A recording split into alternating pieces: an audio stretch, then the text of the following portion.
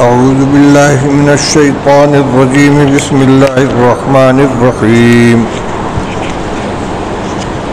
كلا والقمر والليل إذ أدبر والصبح إذا أسفر إنها لإحدى الكبر نذيرا للبشر لمن شاء منكم أن يتقدم أو يتأخر كل نفس بما كسبت رهينة إلا أصحاب اليمين في جنات يتساءلون عن المجرمين ما سلككم في سقر قالوا لم نكن من المصلين ولم نكن نطعم المسكين وكنا نخوض مع الخائضين وكنا نكذب بيوم الدين حتى أتانا اليقين فما تنفعهم شفاعة الشافعين فما لهم عن التذكرة معرضين كأنهم حمر مستنفرة فرت من قسورة بل يريد كل امرئ منهم أن يؤتى صحفا منشرة كلا بل لا يخافون الآخرة كلا إنه تذكرة فمن شاء ذكره وما يذكرون إلا أن يشاء الله وأهل التقوى وأهل المغفرة صدق الله العلي العظيم.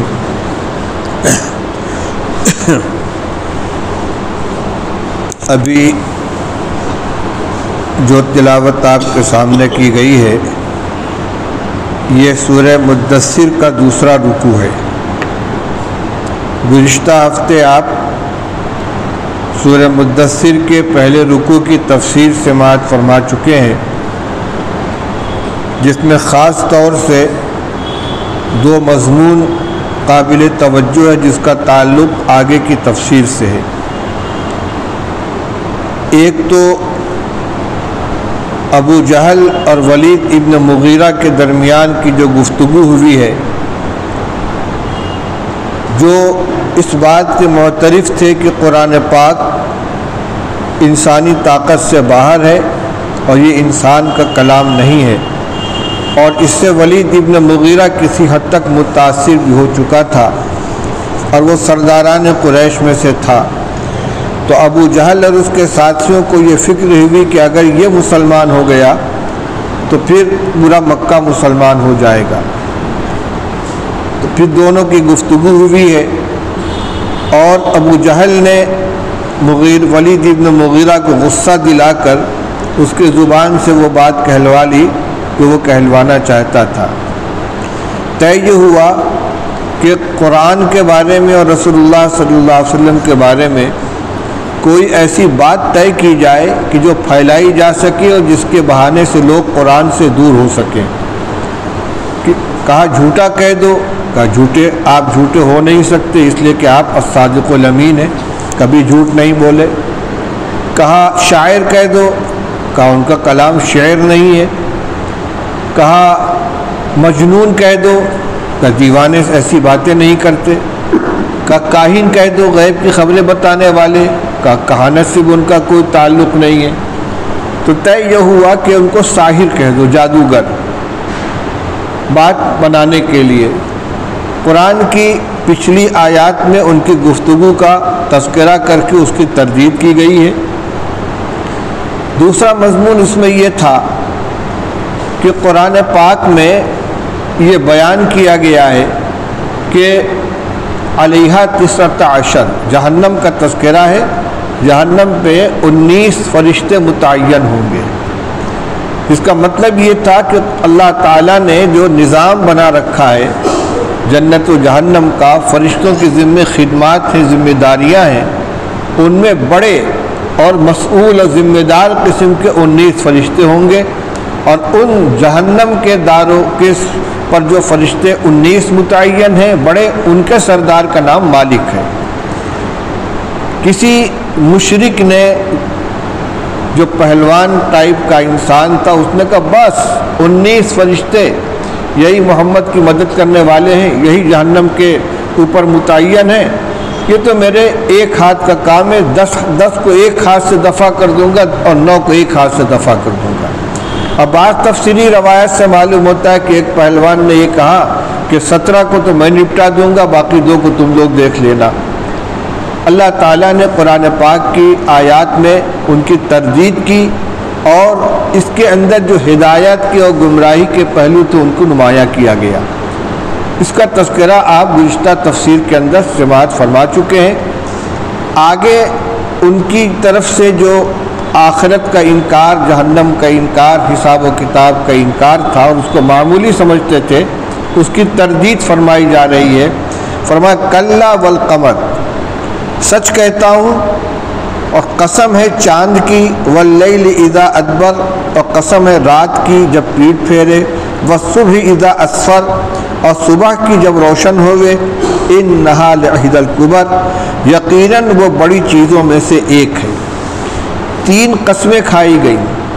قرآن کے اندر جو قسم ہوتی ہے اس کی حیثیت شہادت کی ہوتی ہے، یعنی یہ چیزیں اپنی صورتحال سے آگے آنے والے دعویٰ کی گواہ ہیں۔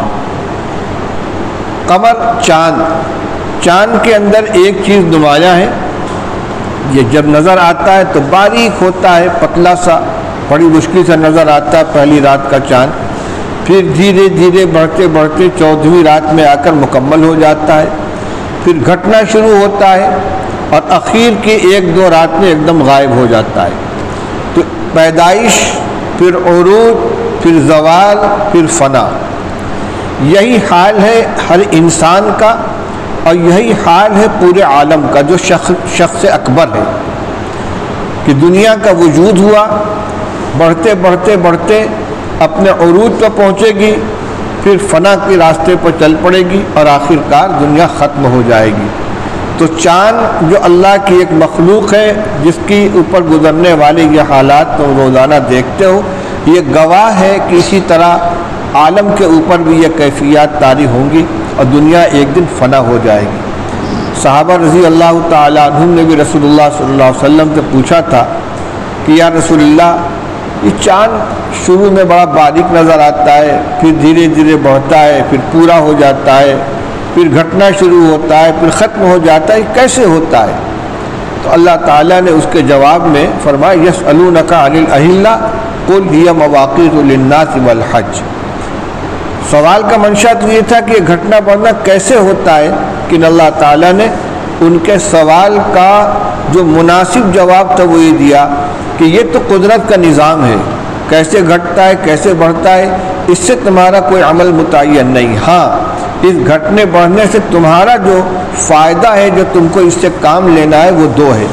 ایک تو تاریخ کا اور دن کا تعین، جب پہلی رات کا چاند نظر آیا تو وہ چاند رات ہے، اگلے دن دوسری تاریخ، پھر تیسری تاریخ، پھر اگلا چاند جب نظر آئے گا تو 1 مہینہ مکمل ہو چکا ہوگا، اور اسی طرح حج کا مہینہ متعین ہوگا، تو یہ لوگوں کے لیے وقت متعین کرنے کا ذریعہ ہے اور حج کے ایام متعین کرنے کا ذریعہ ہے۔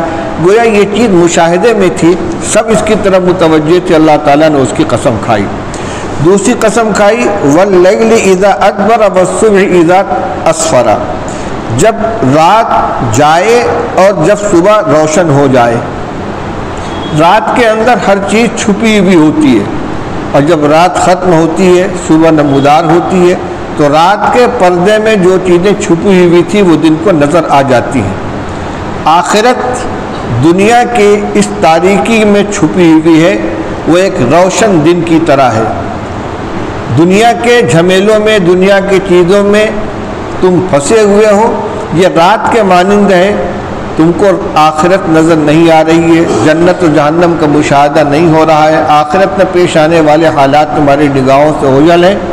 جب یہ رات چلی جائے گی، جس طرح رات چلی جاتی ہے، صبح نمودار ہوتی ہے تو ایک ایک چیز نظر آنے لگتی ہے، ساری چیز نگاہوں کے سامنے آ جاتی ہے، اسی طرح دنیا کی یہ رات جب ختم ہوگی اور صبح قیامت جب نمودار ہوگی تو اس وقت وہ ساری چیزیں نگاہوں کے سامنے آ جائیں گی، جنت و جہنم کو بھی دیکھو گے اور وہ قیامت جس کا وعدہ کیا جا رہا ہے، جو تمہارے نزدیک ایک مستبعد چیز ہے، وہ بھی سامنے آ جائے گی۔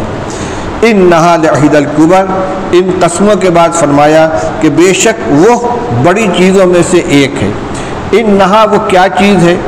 اوپر تذکرہ آیا تھا سقر کا، سأصلی سقر، ہم ان کو آگ میں ڈالیں گے، تو جہنم کی طرف اشارہ ہے، یا قیامت جو آنے والی ہے، یا وہ ہولناک حالات جو قیامت قائم ہونے پر پیش آنے والے ہیں، حساب و کتاب، محشر کی سختی، ان ساری چیزوں کی طرف اشارہ ہے کہ یہ بڑی چیزوں میں سے اور خطرناک چیزوں میں سے ایک چیز ہے۔ بہت سی چیزیں پیش آنے والی ہیں، اس میں ایک جہنم بھی ہے، ایک قیامت بھی ہے، حشر و نشر بھی ہے، حساب و کتاب بھی ہے۔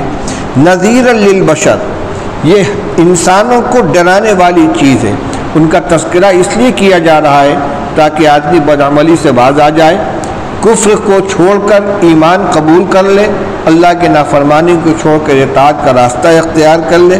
لمن شاء منکم ان یتقدم او یتأخر، اس کے لیے جو چاہے تم میں سے کہ آگے بڑھے یا پیچھے رہے، یعنی جو بات کو سن کر عمل کے لیے آگے بڑھے اس کے لیے بھی یہ ڈرانے والی چیز ہے، اور جو آگے نہ بڑھے پیچھے رہے اس کے لیے بھی ڈرانے والی چیز ہے۔ یعنی قرآن کے اندر اور موت کے اور آخرت کے تذکرے میں انذار، ڈرانے کی صلاحیت اور ڈرانے کی صفت سب کے لیے ہے۔ اب یہ انسان کا اپنا کام ہے، کون اس اثر کو قبول کرتا ہے اور آگے بڑھتا ہے، کون اثر قبول نہیں کرتا اور تھما رہتا ہے یا بدعملی کے اندر اور ترقی کر جاتا ہے، جس کو پیچھے رہنے سے تعبیر کیا گیا۔ فرمایا کل نفس بما کسبت رہینہ الا اصحاب الیمین، ہر ایک جی اپنے کیے ہوئے کاموں میں پھنسا ہوا ہے۔ تمام انسان اپنے اعمال کے بدلے مرہون ہوں گے، رہن رکھے ہوئے ہوں گے۔ جیسے کوئی شخص کسی کا مقروض ہو اور ضمانت کے طور پر اپنی کوئی چیز اس کے پاس رکھ دے تو اس سے وہ نفع نہیں اٹھا سکتا، وہ چیز اس کے قبضے سے نکل جاتی ہے اور اس شخص کے قبضے میں رہتی ہے کہ جس سے اس نے قرض لیا ہوا ہے۔ یہ انسان جس کو مکلف بنایا گیا تھا، کچھ حقوق اللہ کچھ حقوق العباد اس کے ذمے عائد کیے گئے تھے، ان حقوق کی ادائیگی میں اس نے کوتاہی کی اور اعلیٰ درجے کی کوتاہی کر کے اللہ کی وحدانیت تک کا اس نے انکار کر دیا، تو اپنے اس کفر و شرک کے وبال میں یہ جہنم کے اندر قید کر دیا جائے گا، جس طرح کوئی چیز رہن رکھی جاتی ہے اور اپنے قبضے سے نکل جاتی ہے۔ الا اصحاب الیمین، مگر وہ لوگ کہ جو داہنے والے ہوں گے، یعنی جن کو نامہ اعمال داہنے ہاتھ کے اندر دیا جائے گا، جس کا تذکرہ سورہ الحاقہ کے اندر آپ سماعت فرما چکے اسی پارے میں، تو وہ لوگ وہ ہوں گے کہ جنہوں نے اللہ کے حقوق کو بھی دنیا میں ادا کیا اور بندوں کے حقوق کو بھی ادا کیا، لہذا ان کی جان رہن رکھی ہوئی نہیں ہوگی، ان کو جہنم کے اندر نہیں ڈالا جائے گا۔ تو اس کو مستثنیٰ کیا گیا کہ تمام انسان اپنی بدعملی کی بنا پر جہنم میں جائیں گے۔ جو کفر و شرک والے ہیں وہ مکمل ہمیشہ ہمیش کے لیے جہنم میں جائیں گے، اور جو ایمان والے ہیں لیکن حقوق اللہ اور حقوق العباد کا بار اپنے ذمے لے کر جائیں گے، وہ اپنی سزا بھگتنے کی مدت تک جہنم کے اندر رہیں گے۔ لیکن اصحاب الیمین وہ ہوں گے کہ جن کا حساب و کتاب کا معاملہ دنیا میں صاف ہوگا، وہ بوجھ لے کر نہیں جائیں گے، تو ان کو جہنم کے داخلے سے خلاصی ملے گی، نجات ملے گی۔ فی جنات یتساءلون، یہ اصحاب یمین جو ہوں گے، جو اللہ کے فضل و کرم سے جہنم سے محفوظ ہوں گے، اللہ کی نعمتوں کے اندر ہوں گے، جنتوں میں ہوں گے، وہ آپس میں ایک دوسرے سے حالات معلوم کریں گے، اپنے بھی ایک دوسرے کی خیریت معلوم کریں گے، اور ان کے وہ ساتھی جو دنیا میں جن سے تعلقات تھے لیکن راستہ الگ الگ تھا، یہ فرما بردار تھے اصحاب الیمین، اور وہ اصحاب الشمال تھے جن کا ٹھکانہ جہنم بنا، ان کے بارے میں معلوم کریں گے، بلکہ مخاطب ہو کر ان سے بات کریں گے۔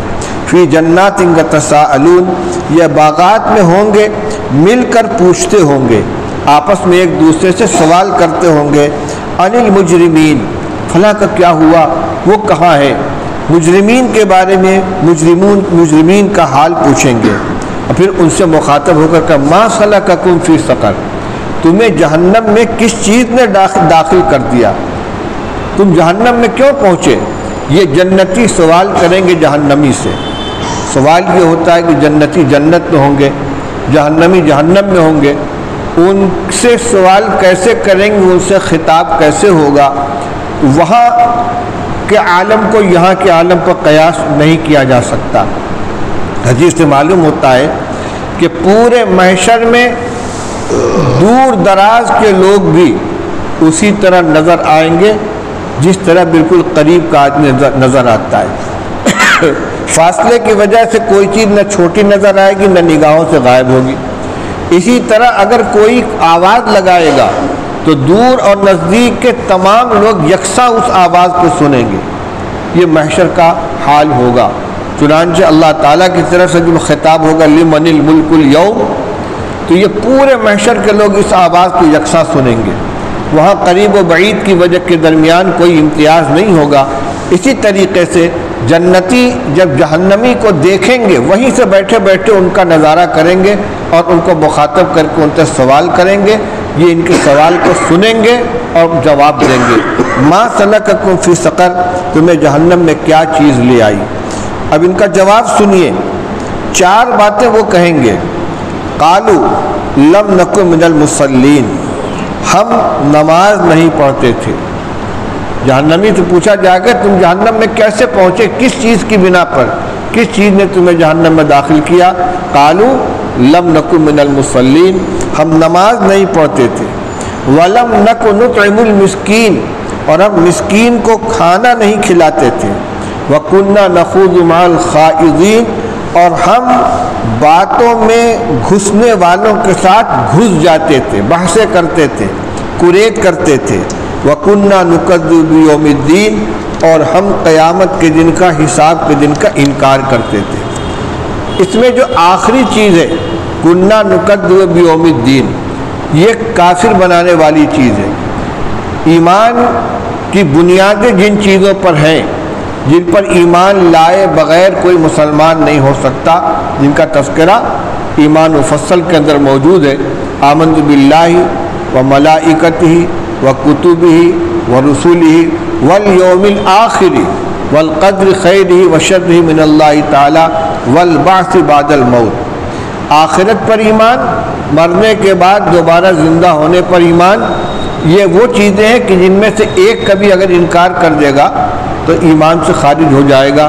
یہ جو اپنی غلطیوں کا اعتراف کریں گے اور اپنے جہنم میں جانے کے اعمال بیان کریں گے، اسباب بیان کریں گے، اس کے آخر میں کہ کُنَّا نُكَذِّبُ بِيَوْمِ الدِّينِ، ہم قیامت کا، حساب و کتاب کے دن کا انکار کرتے تھے. یہ تو سبب بنے گا ان کے ہمیشہ ہمیشہ جہنم میں رہنے کا.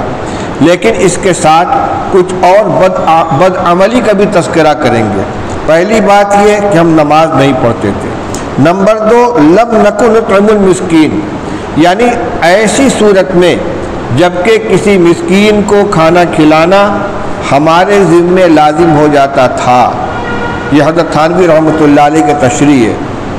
یعنی ایسے مسکین کو کھانا کھلانا ایک نفلی عمل ہے، لیکن ایک شخص بھوکا ہے اور ایک آدمی کے پاس کھانا موجود ہے اور اس کے علاوہ کوئی اس کو کھلانے والا نہیں ہے، تو اس کے ذمے اس کی مدد کرنا ضروری ہو گیا. یہ واجب شرعی ہے. ایسے موقع پر بھی ہم کھانا نہیں کھلاتے تھے. وَكُنَّا نَخُوضُ مَعَ الْخَائِضِينَ، اور اسلام اور دین کے خلاف جو لوگ بیٹھ کر باتیں کرتے تھے ہم بھی اس میں شامل ہو جاتے تھے، بحثیں کرتے تھے، مزہ لیتے تھے، حصہ لیتے تھے. اور آخر میں کہیں گے کُنَّا نُكَذِّبُ بِيَوْمِ الدِّينِ، اور ہم بدلے کے دن کا یعنی قیامت کا انکار کرتے تھے. حتیٰ اتانا الیقین، یہاں تک کہ یقینی چیز ہمیں آ پہنچی، یعنی قیامت، موت آ گئی. مطلب کیا ہوا؟ ان جرائم سے توبہ کرنے کی توفیق نہیں ملی، انہی غلطیوں پر قائم رہتے رہتے ہمارا آخری وقت آ گیا اور انہی بدعقیدگی اور بدعمالی کے اوپر ہماری موت آ گئی. اس سے ایک مسئلہ یہ نکلتا ہے، سوال یہ ہوتا ہے کہ کافر کو جو سزا دی جائے گی تو اس کے کفر و شرک پر ملے گی یا نماز چھوڑنے، روزہ نہ رکھنے اور جو دیگر فرائض ان کے ترک کے اوپر سزا ملے گی؟ اصولی اعتبار سے اس کا عنوان یوں ہے کہ کافر جزئیات کا مکلف ہے یا نہیں. اصول یہ ہے کہ سب سے پہلے ایمان قبول کرے، جب مسلمان ہو جائے گا تب اس پر نماز فرض ہوگی، اس سے نماز کا مطالبہ ہوگا، کسی کافر سے نماز کا مطالبہ نہیں ہے، روزے کا زکوٰۃ کا مطالبہ نہیں ہے۔ تو پھر یہ جو سزا ان کو ملے گی، یہ ان چیزوں کی اس کا تذکرہ اس میں کیوں ہے؟ حضرت تھانوی رحمۃ اللہ علیہ اس کی وجہ بیان فرماتے ہیں کہ حقیقی سزا تو ان کی کفر کی بنیاد پر ہے، لیکن اس سزا کے اندر جو شدت پیدا ہوگی ان بدعمالیوں کی بنا پر، اور یہی حال ہے نیک اعمال کا بھی۔ بخاری شریف کے اندر یہ بحث آتی ہے، حضرت حکیم ابن حزام رضی اللہ تعالیٰ عنہ رسول اللہ صلی اللہ علیہ وسلم سے یہ پوچھا کہ یا رسول اللہ، ہم زمانے جاہلیت میں بہت سے اچھے کام کرتے تھے، فقیروں کو کھانا کھلاتے تھے، غلام آزاد کرتے تھے، رشتہ داروں کے ساتھ صلہ رحمی کرتے تھے، اس کے بعد مسلمان ہوئے تو ہمارے نیک اعمال کا ہمیں بدلہ ملے گا کہ نہیں ملے گا جو حالت کفر میں کیے تھے؟ تو اس پر حضرت نبی کریم صلی اللہ علیہ وسلم نے ارشاد فرمایا اسلمت علی ما سلف لک من خیر، کہ جن نیکیوں کے کرتے کرتے، اچھے کام کرتے کرتے تم مسلمان ہوئے ہو، وہ خوبی وہ نیکیاں تمہارے ساتھ ساتھ آ گئی ہیں۔ تو اچھے کام کرتے ہوئے اگر کوئی اچھا، اسی بنیاد پر یہ بھی فرق کیا گیا ہے کہ ایک وہ کافر ہے کہ جو کفر و شرک میں تو مبتلا ہے لیکن کسی پر ظلم نہیں کرتا، قتل نہیں کرتا، جو کسی کے ساتھ زیادتی کا معاملہ نہیں کرتا بلکہ اچھے کام کرتا ہے، اور ایک وہ ہے جو ظالم ہے، قاتل ہے، دوسروں کو تکلیف پہنچانے والا ہے۔ تو دونوں کی سزا میں قیامت کے دن فرق ہوگا، ایک کی سزا سخت ہوگی، ایک کی سزا ہلکی ہوگی۔ علامہ انور شاہ کشمیری رحمۃ اللہ علیہ نے اس کے دلیل میں یہ واقعہ پیش کیا ہے کہ حضرت عباس رضی اللہ تعالیٰ نے رسول اللہ صلی اللہ علیہ وسلم سے پوچھا تھا کہ یا رسول اللہ، ابو طالب آپ کے چچا آپ کی بہت خبر گیری کرتے تھے، تو ان کو اس سے کوئی فائدہ پہنچے گا کہ نہیں پہنچے گا؟ تو رسول اللہ صلی اللہ علیہ وسلم نے ارشاد فرمایا کہ ہاں فائدہ پہنچے گا، ان کو جہنم میں ہلکا عذاب دیا جائے گا، اور وہ ہلکا عذاب یہ ہوگا کہ ان کے پیر میں آگ کا جوتا پہنایا جائے گا جس سے ان کا دماغ سر کے اندر کھولے گا، اور فرمایا کہ اگر میں نہ ہوتا، یعنی میرے ساتھ ان کا تعلق اور حسن سلوک نہ ہوتا تو وہ انتہائی سخت سزا میں مبتلا ہوتے۔ تو اب ایک بات اصولی طور سے یہ معلوم ہوئی کہ نجات کا مدار ایمان کے اوپر ہے اور عذاب کی بنیاد کفر کے اوپر ہے۔ جہنم میں ہمیشہ کے لیے وہ جائے گا جو کافر ہے، اور جنت میں آخر کار وہ پہنچے گا جو مومن ہے۔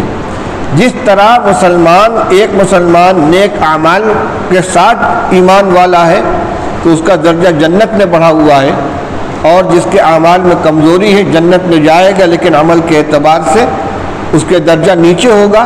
اسی طرح جہنم میں جانے والے کفار جو ہوں گے کفر کی بنا پر جہنم میں جائیں گے اور ہمیشہ رہیں گے، لیکن ان کے اعمال کے اعتبار سے ان کی سزا کے اندر بھی ہلکا بھاری پن پایا جائے گا۔ فما تنفعهم شفاعت الشافعین، فرمایا کہ یہ جو کفار ہیں جو یہ کہیں گے کہ ہم یہ کرتے تھے اور یہ کرتے تھے یہاں تک کہ موت آ گئی اور ہم جہنم میں پہنچ گئے، سفارش کرنے والوں کی سفارش ان کو نفع نہیں پہنچائے گی۔ اس کا کیا مطلب ہوا؟ کوئی سفارش کرے گا؟ حضرت تھانوی رحمۃ اللہ علیہ فرماتے کہ ان کے حق میں سفارش ہوگی ہی نہیں۔ سفارش کا نفع اس کو پہنچے گا کہ جس کی سفارش کی جائے گی، انبیاء علیہ السلام، شہداء، صالحین اور فرشتے، ان چار قسم کے لوگوں کی سفارش کا تذکرہ روایات کے اندر موجود ہے، لیکن یہ ساری سفارشیں ایمان والوں کے لیے ہوں گی، کافر کے حق میں کوئی سفارش نہیں ہوگی۔ تو فما تنفعهم شفاعت الشافعین کا معنی یہ ہوا کہ نہ ان کا کوئی سفارش کرنے والا ہوگا، نہ کسی کی سفارش سے ان کو نفع پہنچے گا۔ نفع نہ پہنچنے کی بنیاد یہی ہوگی کہ ان کی کوئی سفارش کر ہی نہیں سکتا۔ فما لهم عن التذکرۃ معرضین، جب یہ بات ہے فرمایا تو کیا ہو گیا ان کو کہ نصیحت سے منہ موڑتے ہیں؟ قرآن سراپا نصیحت ان کے پاس موجود ہے، اس کی آیتیں پڑھ کر سنائی جا رہی ہیں، طرح طرح سے سمجھانے کی کوشش کی جا رہی ہے، لیکن یہ رخ موڑے ہوئے ہیں اور نصیحت سے فائدہ نہیں اٹھاتے۔ کیا ہوا ان کو کہ نصیحت سے منہ موڑتے ہیں؟ کأنہم حمر مستنفرہ فرت من قسورہ، گویا کہ وہ گدھے ہیں بدکنے والے، بھاگے جاتے ہیں قسورہ سے۔ قسورہ کے لغت کے اعتبار سے دو معنی بیان کیے گئے ہیں، ایک شیر اور دوسرے تیر انداز شکاری۔ تو جنگل کا ایک گدھا ہوتا ہے جس کو گورخر کہتے ہیں، وہ شور سے بھی بھاگتا ہے، شیر سے بھی بھاگتا ہے، اور تیر انداز کو شکاری کو دیکھ لے اس سے بھی بھاگتا ہے۔ بھاگتے تو سب ہے، لیکن جس طرح بدک کے یہ گدھا بھاگتا ہے تو یہ ضرب المثل بنا ہوا ہے۔ فرمایا قرآن کی نصیحت کو سن کر یہ مشرکین اس طرح بدکتے ہیں جیسے شیر کو دیکھ کر یا شکاری کو دیکھ کر گدھا بدک کر بھاگتا ہے، یہ نصیحت کو قبول نہیں کرتے۔ بل یرید کل امرئ منہم ان یؤتى صحفا منشرہ، بلکہ چاہتا ہے ہر ایک ان میں کا کہ اس کو کھلا ہوا ورق دیا جائے۔ بعض کفار نے کہا کہ آپ کے پاس صرف قرآن نازل ہوا ہے، ہم سب کے پاس آسمان سے کھلا ہوا خط آنا چاہیے جس میں ہم کو مخاطب کر کے کہا گیا ہو کہ محمد اللہ کے رسول ہے، ان کے اوپر ایمان لیا تب ہم مانیں گے۔ ان کے اس قول کا جواب دیا جا رہا ہے کہ کلا بل لا یخافون الآخرہ، ان کا یہ مطالبہ بالکل محض لغو اور بیکار ہے۔ کیوں؟ کلا انہ تذکرہ، یہ ماننے کے لیے نہیں بلکہ ٹالنے کے لیے کہہ رہے ہیں، کیونکہ قرآن پاک سراپا نصیحت موجود ہے، اس کی ایک ایک آیت نصیحت ہے، اس کے اندر جتنے دعوے کیے گئے ہیں سب کے دلائل دیے گئے ہیں، وہ سراپا معجزہ ہے جو رسول اللہ صلی اللہ علیہ وسلم کی صداقت کے لیے، اور قرآن میں جتنے دعوے کیے گئے ان سب کی سچائی کے لیے کھلی ہوئی نصیحت ہے۔ تو اگر نصیحت قبول کرنا ان کا مقصد ہوتا تو یہ اس طرح کھلے ہوئے خط کا مطالبہ نہ کرتے۔ فمن شاء ذکر، نصیحت کی کتاب سامنے موجود ہے، جس کا جی چاہے اس کو نصیحت قبول کرے۔ وما یذکرون الا ان یشاء اللہ، لیکن اللہ کی مصلحت جس کے مقدر میں اللہ نے ہدایت رکھی ہے وہ نصیحت قبول کرتا ہے، اور جس کے مقدر میں ہدایت نہیں وہ نصیحت قبول نہیں کرتا۔ شیخ سعدی رحمۃ اللہ علیہ نے فرمایا ہے 12 کے در لطافت تبش خلاف نیس در باغ لالا رو یدو در خاک شوم خس، آسمان سے بارش برستی ہے، وہی بارش باغ کے اندر اور کھیت میں پڑتی ہے تو وہاں گل و لالا اور کھیتیاں پھل پھول نکلتے ہیں، اور وہی پانی جب بنجر اور شور زمین کے اوپر پڑتا ہے تو ایک گھاس کا تنکا بھی نہیں نکلتا۔ تو یہ پانی کا قصور نہیں ہے، بلکہ یہ زمین جو قبول کرنے کی صلاحیت رکھتی وہ قبول کرتی ہے، جو صلاحیت نہیں رکھتی وہ قبول نہیں کرتی۔ کلا انہا تذکرہ، انہ تذکرہ، قرآن تو سراپا نصیحت ہے۔ فمن شاء ذکر، جو چاہے اس کو اس سے نصیحت قبول کرے۔ وما یذکرون الا ان یشاء اللہ، اور یہ یاد جبھی کریں گے جب اللہ چاہے۔ ہوا اہل التقوی و اہل المغفرہ، اللہ ہی اس بات کا اہل ہے کہ اس سے ڈرا جائے، اور اللہ ہی مغفرت کرنے والا ہے۔ ساری طاقت بھی اسی کے ہاتھ میں ہے۔ دنیا میں رہتے ہوئے بندوں کو اللہ سے ڈر کر زندگی گزارنی چاہیے، اور اپنے گناہوں کی مغفرت بھی اللہ ہی سے مانگنی چاہیے۔ معاف کرنے والا بھی تنہا وہی ہے، اور اس بات کا مستحق کہ اسے ڈرا جائے یہ ذات بھی صرف اللہ جل شانہ کی ہے۔ اس طرح ان مشرکین کی طرف سے جو اعتراضات کیے گئے تھے، جو شبہات زائل کیے گئے تھے، ان سب کا ازالہ کر دیا گیا۔ اللہ تعالیٰ ہم سب کو اس کتاب ہدایت سے مکمل نفع اٹھانے کی توفیق نصیب فرمائے۔ سبحان اللہ و بحمدہ، سبحانک اللہم و بحمدک، نشہد ان لا الہ الا انت، نستغفرک و نتوب۔